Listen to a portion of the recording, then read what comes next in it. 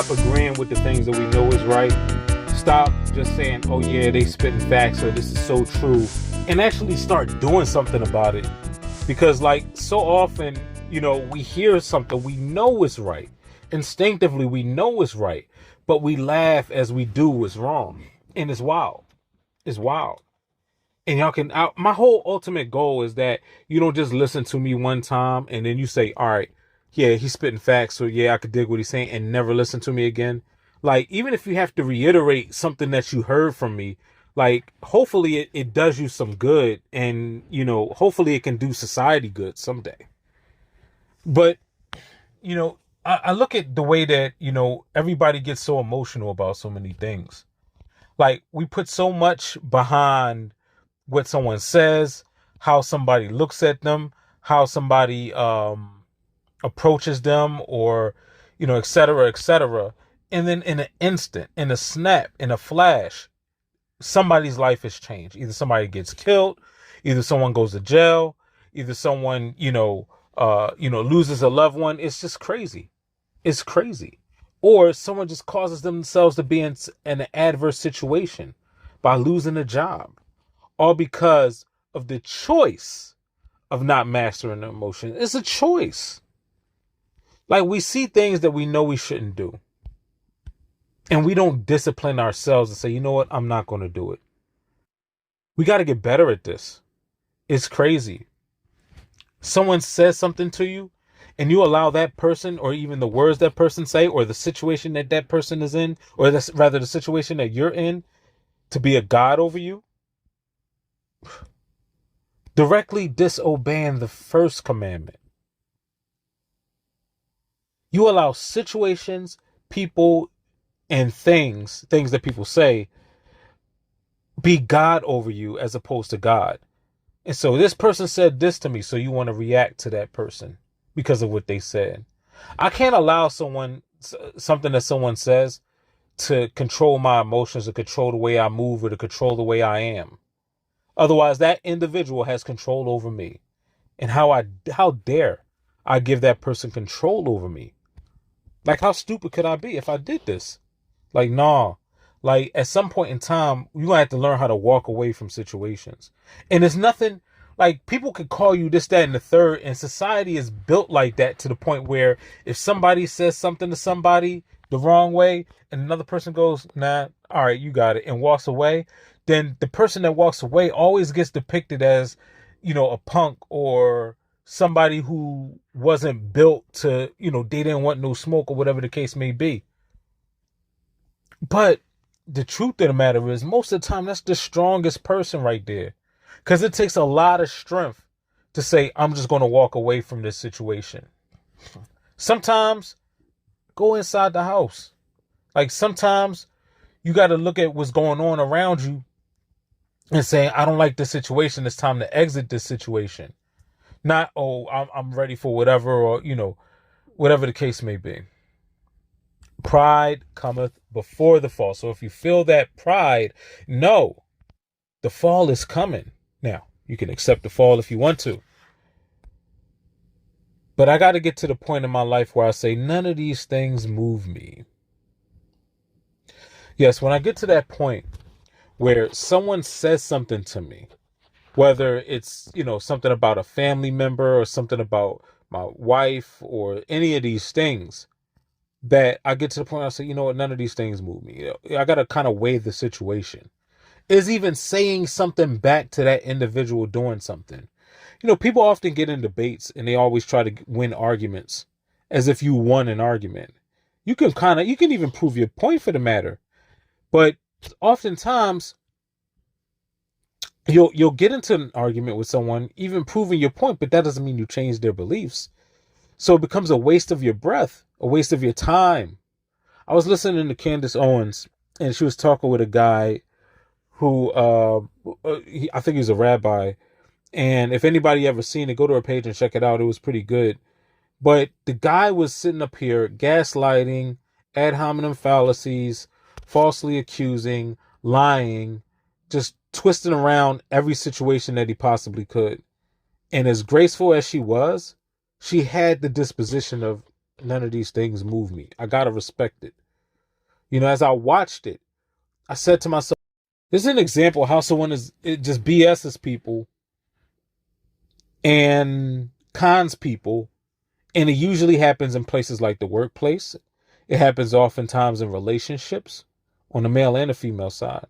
And instead of being able to respond properly, people just put up with it and they just get exhausted with the individual. And it's all about learning how to deal with these type of individuals, right? Which is why I like listening to people like Robert Greene. He always talks about how to deal with different types of different personality types.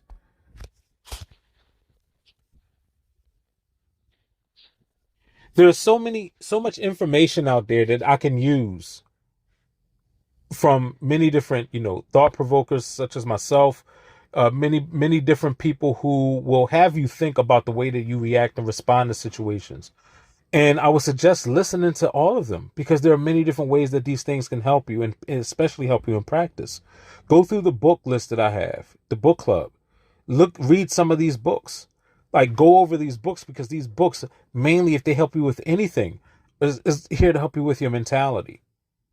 And so what is my suggestion? What is my solution to not allowing an individual, a situation, or something that someone says control me? Well, it's all about recognizing the fact that God is all. God is superior. And I can't have any other gods before him at any time.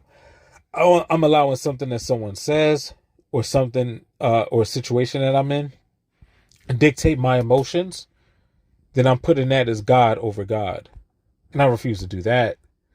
If you're someone that truly believes in God, you'll refuse to do it as well. Another thing, it's all about how we mentally picture certain things.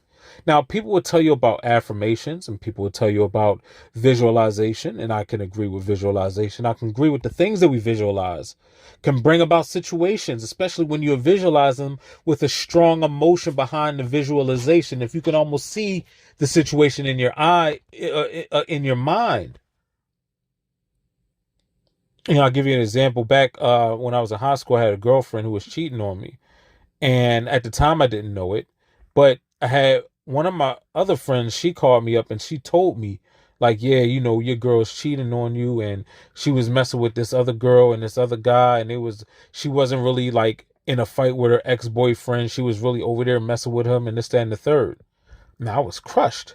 But I knew deep down in my heart that she's going to call me up and she probably even going to confess and probably throw it in my face. And I visualized it, but I also visualized my response. And this is what I mean. My response was very good for someone, who was my first girlfriend. And she said, I played you and, I was really cheating on you and this, that, and the third. She wanted to hurt me like she was hurt. My response to that situation was, oh, well, I don't care. And she said, you could take the other girl that you was going to take on the prom. I said, all right, I'll do that. Now, obviously, deep down, I was crushed. But at the same time, I did not allow it to show. And her initial response to my, okay, that's fine with me, was what? She was agitated. And I got the response that I wanted. See, I didn't allow the things that she said to me, or even the situation that I was in, to control my emotions. I had the information prior. I was able to talk to my older brother who was a player. And he broke down to me the best way to respond. And I practiced it in my head. This is how I'm going to respond. See, it's about visualization, but it's also about how you respond. Life is 10% what happens to you, 90% how you respond. A lot of people talk about this person did that and that person did that, using all of these outside factors as opposed to what's going on inside. If you focus on what's going on inside, like your emotions, then you'll be able to master the situations, as I did back when I was in high school. Now, I'm not saying that. I haven't went through other situations that I didn't master or didn't even play out so well, but there have been many that I played out perfectly, and that was one of them, I got to admit. Why am I saying all this to all of you? I'm saying this because I'm giving you an example of a situation where a man, and men are truly emotional when it comes to breakups and coming to the reality of what their girl or their wife is doing. But me as a man, my girl was doing the things that she was doing and tried to throw it in my face strictly to hurt me because she was hurt by her ex the same way, and it didn't work. And being as though she wasn't able to, that 10% she threw at me had no response on there.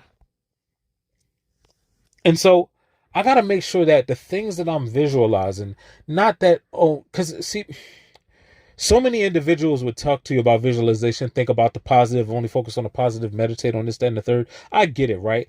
But the mind, the funny thing about the mind or the heart is deceitful above all things and desperately wicked. Who can know it? What is that desperately wicked heart? That desperately wicked heart is that desire to see the negative, right? So even when you're trying to visualize positive things, you often see the negative come about, and it becomes a exercise in futility. You're always sitting up there working hard, working your best to try to think of something positive, and all of the negatives keep coming. So in the existence of those negative thoughts, focus on a positive solution, as I did. See, I knew that I was going to have to face the situation, so I didn't. And I wasn't, mind you, I wasn't somebody that was into visualization or just practicing of the mind of things back then. But, right now, in hindsight, that's what I was actually doing. I visualize the situation, but I visualize a positive solution to the situation. So if someone says something to you, you want to punch them in the face or you want to shoot them, well, visualize that situation, but visualize yourself walking away from that situation and moving on. You see what I mean? Like that's a better solution. See, I can recognize the problems, right? But what point is it recognizing problems without having a sort of solution to the problem? Here's some solutions for you. So that's the one solution. If you're going to visualize all of these things, because the mind attracts that which the mind dwells upon. The reason why a lot of the situations you're into is because your mind attracted it to you. So at least if your mind is attracting all of these negative situations, do something by thinking of something of a positive solution to these situations. Think of a positive solution as someone saying something to you.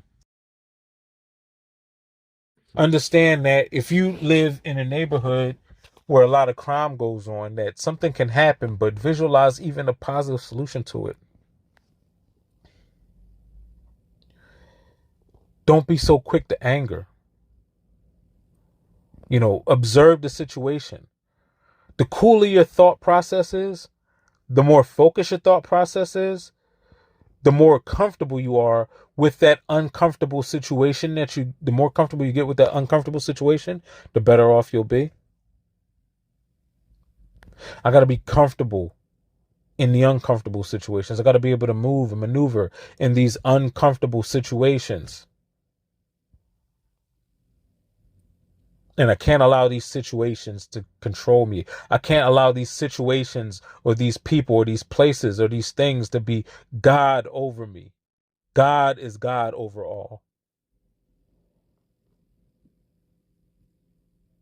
So yeah, practice thinking positive, but also practice thinking positive solutions to the negative situations that you may have coming about, because that worry is only, and that doubt is only going to bring it towards you. And that emotion behind that worry is really what's keeping it really was making it more magnetic to your life and to your situation. Flip it, change it. And it is easier done than said. And I didn't say that incorrectly either. It just takes practice. And then you'll start to look and visualize yourself in situations that where someone would say something about, whether it be about a president or whether it be about politics, that just kind of triggers you. And instead of visualizing a situation where people are you have to win an argument, because every argument doesn't need to be won. Instead, visualize walking away from an argument and not even getting into an argument, because that's what true honor is at. It takes a stronger man to be able to walk away from an argument. It takes a stronger man to walk away from a situation than it does to win in a fight, win in an argument, win in a battle, win in a draw. Because, I mean, I could be honest with you. Someone can draw on you and you can draw back and you can kill that person. But nobody wins in those situations. Nobody wins. You think you won, but then you might have to do some time. But that's all I wanted to say about that. I didn't want to get into it too much. You know, keep in mind that the mind attracts that which the mind dwells upon. And in addition to that, keep in mind that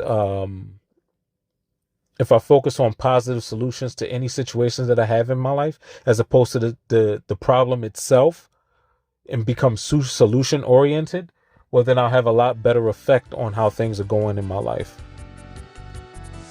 But yeah, if you have any other questions, concerns, funny stories, anything you like to add, feel free to put it in the comments. If you like what I say, make sure you hit the thumbs up button. If you dislike what I say, make sure you type in dislike and then you or disagree, and you can type timestamp it to where you dislike or disagree. And may everyone have a good morning, a good afternoon, and a good evening.